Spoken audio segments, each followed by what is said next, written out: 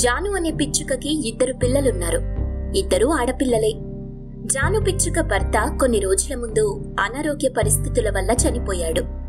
పిల్లలు చిన్నవాళ్లు కావడంతో ఎప్పుడూ ఆ పిల్ల పిచ్చుకలు, అమ్మా నానిక్కడా, ఇన్ని రోజులైనా కూడా నాన్న ఇంకా ఇంటికి రాలేదెందుకమ్మా?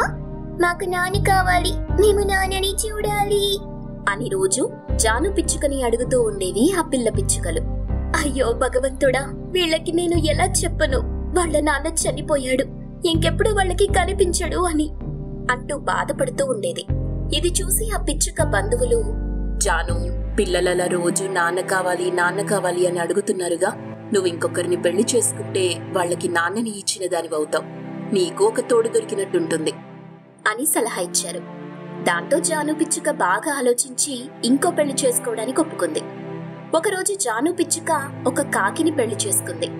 పిల్లలు, ఈ రోజు నుండి ఈయనే మీ నాన్న అంటూ చెప్పింది.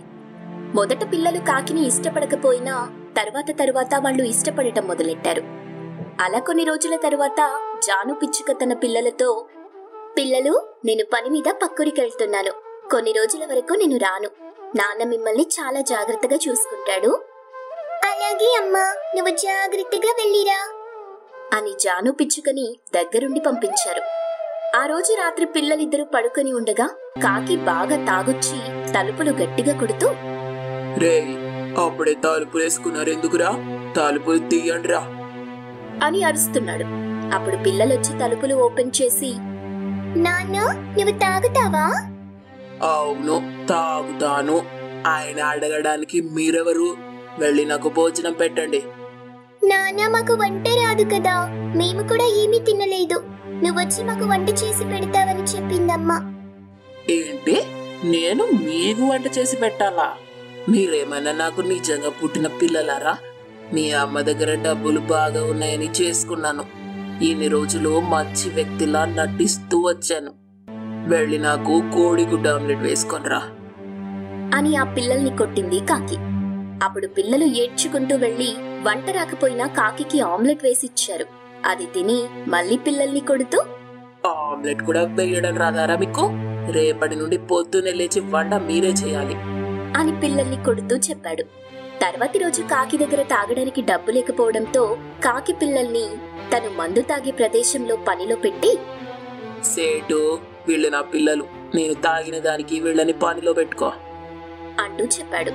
రోజు కాకి తాగిన దానికి పిల్లలు రోజంతా పని చేస్తూ కష్టపడేవాళ్లు. అమ్మ ఇప్పుడు వస్తుంది, మనం అమ్మ దగ్గరికి వెళ్ళిపోదామా? అమ్మ ఎక్కడుందని మనం వెళ్తాం చెప్పురా. అమ్మ తిరిగొచ్చాక మనం నాన్న చేసింది మొత్తం చెప్దాం. అంటే అమ్మ వచ్చే వరకు మనం రోజు ఇలా తన చేతిలో దెబ్బలు తింటూ ఉండాలా? అన్నయ్య, నాకు బాగా ఆకలిగా ఉంది, తిని 2 రోజులు అయింది కదా. అవును, నాకు ఆకలిగానే ఉంది, పద వంటగదిలో ఏదైనా ఉందో చూద్దాం అని వంటగదిలోకి వెళ్లి అక్కడున్న ఆహారం తింటూ ఉండగా అది చూసిన కాకి, ఇది మీకోసం తెచ్చింది అనుకున్నారా? ఎవరిని అడిగి తింటున్నారు మీరు అని పిల్లల్ని తీసుకెళ్లి బయట ఉన్న బావిలో పడేశాడు.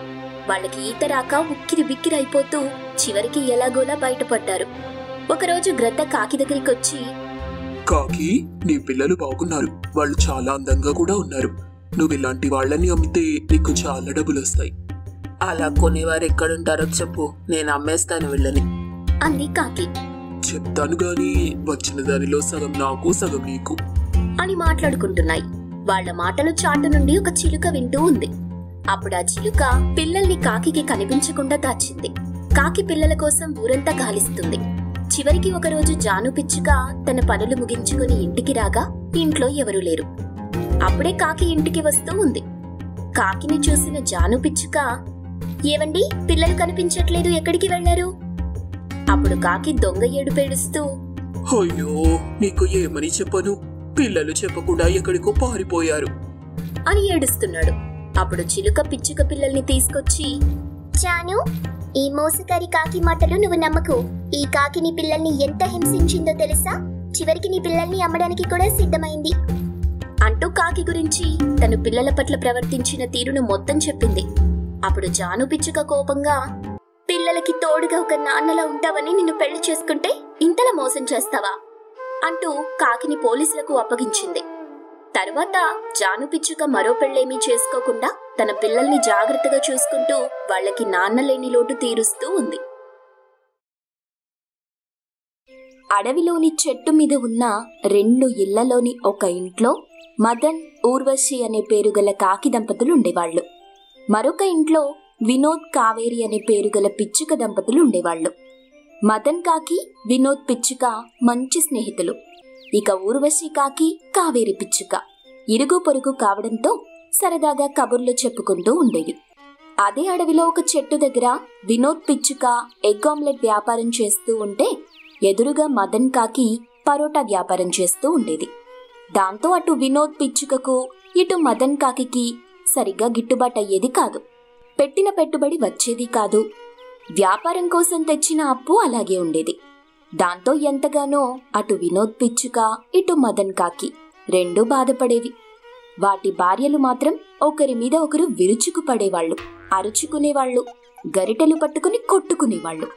ఒక రోజున వినోద్ పిచ్చుకతో, ఒరే వినోదు, ఈ పరాటా బండిని అమ్మేద్దామనుకుంటున్నానురా అని మదన్ కాకి చెప్పగానే వినోద్ పిచ్చుక లోపల సంతోషిస్తూ, మదన్ కాకి పరోటా బండిని అమ్మేస్తే ఎంచక్కా నేనొక్కదాన్ని ఈ అడవిలో 2 కలిపి ఎగ్ పరోటా అమ్ముకుంటూ ఉండొచ్చు. అప్పుడు అన్ని పక్షులు కలిసి నా దగ్గరే తింటాయి. అప్పుడు మా ఇద్దరి డబ్బులు నాకొక్కదానికే వస్తాయి అనుకుని పైకి మాత్రం కొంచెం బాధగా ముఖం పెట్టి, అయ్యో మదన్, ఉన్న పరోటా బండి అమ్మేసి ఏం చేస్తావే అని అడుగుతూ ఉండగా మదన్ కాకి భార్య ఊర్వశి కాకి అక్కడికొచ్చింది. పెద్ద నోరేసుకొని, ఏం చేస్తాడంటే ఏమైనా చేస్తాడు. ఒక హోటల్లో టీ కప్పులు కడుగుతాడు, లేదంటే కట్టెలు కొట్టుకొచ్చి హోటల్ వాళ్ళకు అమ్ముతాడు. అది కాకపోతే ఏది కుదరకపోతే చిప్ప పట్టుకుని అడుక్కుంటాడు అని ఇంకేదో చెప్పబోతుండగా మాట మధ్యలో భర్త మదన్ కాకి కల్పించుకొని, ఊర్వశి, ఎక్కువగా మాట్లాడకు, నోర్ముయ్. ఇప్పుడేమన్నాను? ఇది మరీ బాగుంది. ఉన్నదున్నట్టంటే ఎక్కడ లేని కోపాలొస్తాయంట. ఆ మాట విని మదన్ భార్య ఊర్వశి మీద గట్టిగా కోపంగా అరిచాడు. అబ్బా ఊర్వశి, నేను చెప్పిన మాట వింటావా, వినవా? లేదంటే ఇలాగే ఇంత నోరేసుకొని అరుస్తూ ఉంటావా?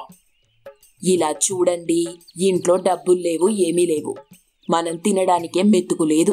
ఇప్పుడు గద్దకి, కొంగకి అప్పు కట్టాలంటే నా దగ్గర డబ్బులు లేవు. ఇప్పుడు నన్ను డబ్బులు అడిగాడా వాడు? లేదుగా, ఎందుకు నువ్వు అలా అరుస్తున్నావు అని అనగానే ఏమీ మాట్లాడకుండా వినోద్ పిచ్చుక అక్కడి నుండి వెళ్ళిపోతుంది. అది చూసి కోపంగా మదన్ ఊర్వశితో గొడవ పడుతుంటాడు. పిచ్చిదానివే నువ్వు నిజంగానే. నన్ను తిడితే నాకు ఇంకా కోపం వస్తుంది, ఆ తర్వాత మీ ఇష్టం అని చెప్పగానే ఇంకా ఏమీ మాట్లాడకుండా మదన్ కాకి అక్కడి నుండి వెళ్ళిపోతాడు. వినోద్ పిచ్చుక తన ఇంటికొచ్చాడు. తన భార్య కావేరి పిచ్చుకతో చెప్తాడు, ఏమే కావేరి, మదన్ కాకి చేస్తున్న పరోటా వ్యాపారం అమ్మేస్తానని చెప్పాడు. దానికి మీరు బాధపడుతూ, అయ్యో అలా అమ్ముకుంటే ఎలారా, ఏదో ఒకటి ఆలోచన చేద్దామని చెప్పి ఓదార్చారా? లేదే, నేను కొంచెం స్వార్థంగా ఆలోచించాను. వాడు బండి అమ్ముకొని ఇక్కడి నుండి వెళ్ళిపోతే మనకే మంచిది కదా. అప్పుడు మనం 2 వ్యాపారాలు కలిపి ఒక్కటి చేసి ఎగ్ పరోటా అమ్ముకోవచ్చు. అందరూ మన దగ్గరే తింటారు, తినాలి, ఆ డబ్బులు మనకే వస్తాయి అని వినోద్ పిచ్చుక చెప్పిన తరువాత కావేరి పిచ్చుక ఆలోచన చేసింది. తన భర్త చెప్పింది నిజమే అని అనిపించింది. మరో మాట మాట్లాడకుండా వినోద్ పిచ్చుక మదన్ కాకి దగ్గరికి బయలుదేరుతాడు. మదన్ కాకితో భార్య ఊర్వశి కాకి ఇలా అంటుంది, ఊళ్ళో తన ఎగ్ ఆమ్లెట్ బండి మాత్రమే ఉండాలని, ఎలాగైనా నీ పరోటా బండిని తీసేయించాలని వినోద్ పిచ్చుక అడవికి పెద్ద దిక్కుగా ఉన్న గ్రద్ద సర్పంచ్ని కలిసి డబ్బులిచ్చాడంట. నీతో ఎవరన్నారు? మిగతా పక్షులు మాట్లాడుకుంటుంటే విన్నాను నేను. నిజం కాదులే, ఏదో పుకారయ్యి ఉంటుంది. వాడెందుకు అలా చేస్తాడు చెప్పు? నేను పరాటా బండిని అమ్మేస్తున్నానని చెప్పినప్పుడు ఎంతగానో బాధపడ్డాడు తెలుసా అని అంటుంటే ఊర్వశి కాకి కిటికీలో నుండి వినోద్ పిచ్చుక రావడం కనిపిస్తుంది. వెంటనే మాట మారుస్తూ, అదిగో వినోద్ పిచ్చుకన్నయ్య వస్తున్నాడుగా, అడుగు, ఏం చెప్తాడో చూద్దాం అని చెప్పగానే మదన్ కాకి ఇంట్లో నుండి బయటకొస్తాడు. వినోద్ పిచ్చుకను తీసుకుని వచ్చి ఒక చెట్టు కొమ్మ మీద వాలతాడు. మదన్ కాకి ముఖం ముడుచుకొని ఉండటం వినోద్ పిచ్చుక గమనిస్తుంది. ఏమైందిరా, నేనిక్కడుంటే నువ్వు ముఖం పక్కకి పెట్టుకున్నావు? నువ్వు గ్రద్ద సర్పంచ్ని కలిసి డబ్బులెందుకు ఇచ్చావురా?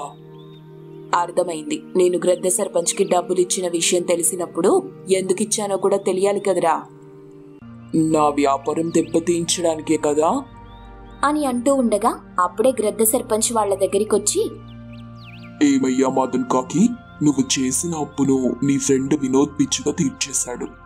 ఇంకా అప్పు లేదు, ఏం లేదు. ఇదిగో అప్పు తాలూకు కాగితం అని చెప్పి ఆ కాగితం చించేసి సంతోషంగా అక్కడి నుండి వెళ్ళిపోతాడు. సారీరా, ఇంక నాకు డబ్బులొద్దు. నా పరోటా బండిని నువ్వే తీసుకో అని చెప్పి తన భార్య ఊర్వశి కాకిని తీసుకుని అక్కడి నుండి వెళ్ళిపోతాడు. ఇంకా వినోద్ పిచ్చుక అప్పటి నుండి ఎగ్ పరోటా వ్యాపారం చేసుకుంటూ సంతోషంగా భార్యతో కలిసి జీవనం సాగించడం మొదలెట్టాడు.